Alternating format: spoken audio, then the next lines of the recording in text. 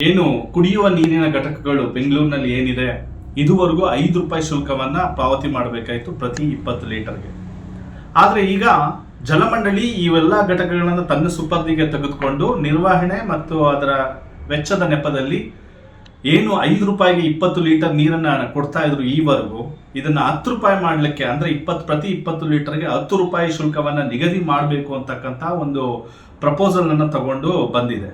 So ಇದನ್ನ ನಾವು ಆಮ್ ಆದ್ಮಿ ಪಾರ್ಟಿಯವರು ತೀವ್ರವಾಗಿ ನಾವು ವಿರೋಧವನ್ನ ಮಾಡ್ತೀವಿ ಮತ್ತೆ ಖಂಡನೆಯನ್ನು ಮಾಡ್ತೀವಿ. ಯಾಕಂತ ಹೇಳಿದ್ರೆ ಈ ಶುದ್ಧ ನೀರಿನ ಘಟಕಗಳಲ್ಲಿ ನೀರು ಕುಡಿತಕ್ಕಂಥವ್ರು ಬಡ ಜನ ಮತ್ತೆ ಮಧ್ಯಮ ವರ್ಗದ ಜನ.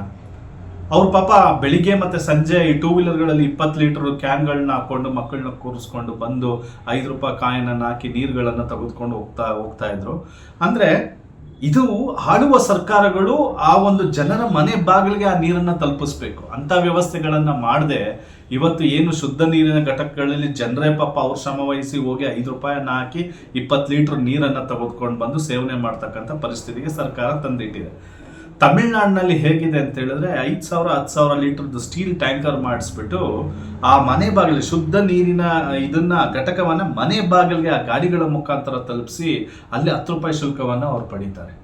ಆದ್ರೆ ಇಲ್ಲಿ ನಮ್ಗೇನು ಅಂತ ಹೇಳಿದ್ರೆ ಅದೇ ಘಟಕಗಳು ಅದೇ ಇದು ಮ್ಯಾನೇಜ್ಮೆಂಟ್ ಮಾತ್ರ ಚೇಂಜ್ ಆಗಿದೆ. ಏನ್ ಜಲಮಂಡಳಿ ಅವರು ಬಿಸ್ನೆಸ್ ಮಾಡಕ್ ಹೇಳಿದಿದ್ದೀರಾ? ನೀವು ಸೇವೆ ಮಾಡೋದಕ್ಕಿರೋದು